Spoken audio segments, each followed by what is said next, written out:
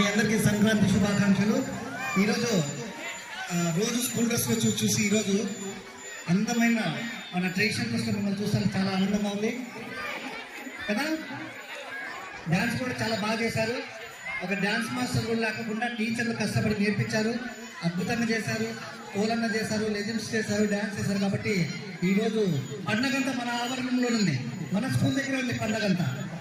కాబట్టి మీకు అలాగే మీ టీచర్స్ కూడా ఏం పండుగ చెప్పండి? సంక్రాంతి.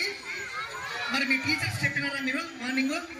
మరి ఇప్పుడు ఒకసారి చెప్పండి టీచర్స్ అందరికి సంక్రాంతి గట్టిగా. వెరీ గుడ్, వెరీ గుడ్ మా.